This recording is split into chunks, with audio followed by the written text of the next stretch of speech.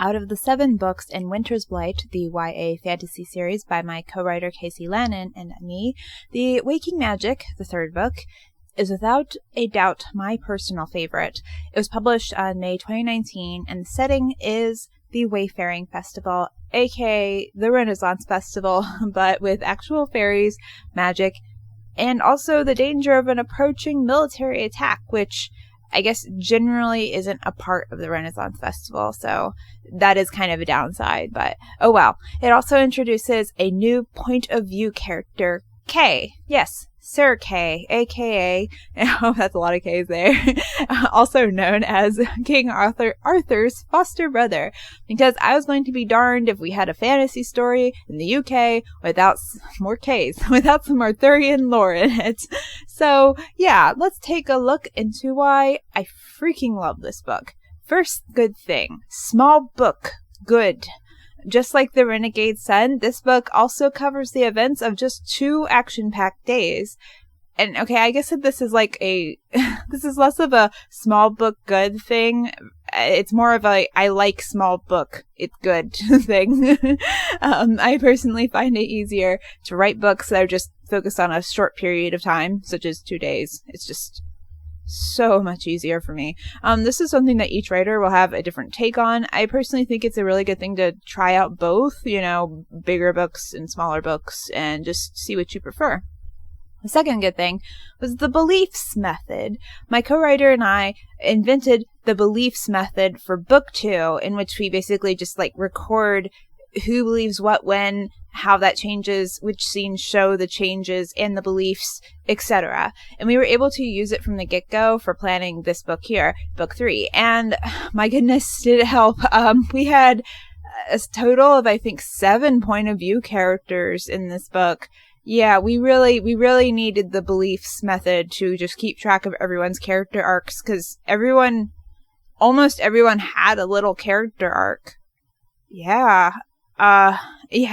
So we had to make sure that these arcs were being implemented in a way that was logical and satisfactory and well-paced and, like, you know, not too crowded. I mean, it sounds crowded, but I think this book turned out pretty fluid, so yeah, I think it worked pretty well. The third good thing for this book was communication and understanding. So initially, whenever we were planning Kay, well, actually, he initially was going to be a immortal white stag who was accompanying Alvi. That was way back when, that was an interesting time. But anyways, so eventually it changed into an immortal grumpy old knight. And initially when we were planning him, I don't remember why, but we thought he was going to be struggling with a drinking problem.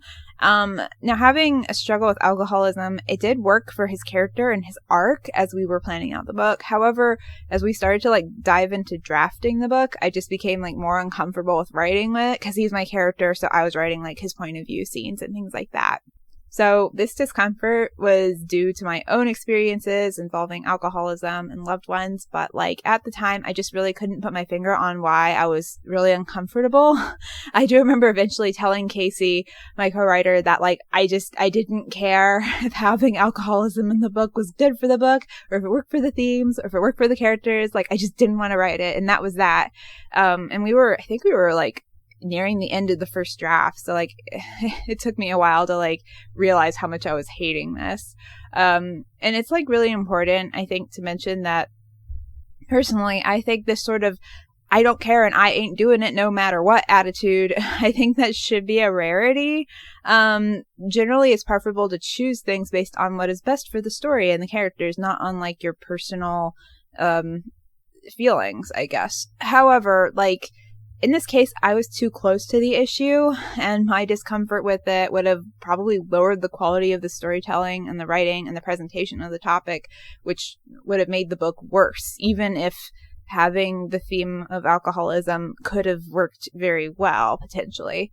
And to be honest, like, this is something I see in all forms of writing. Like, so I have tutored a lot of students, and like whenever I work with a student who is writing an essay about like a social problem or something that the student is like emotionally close to, 9 times out of 10 the essay is just garbage, because the student, like, it can be so hard to write about something constructively and objectively whenever you're that close to it.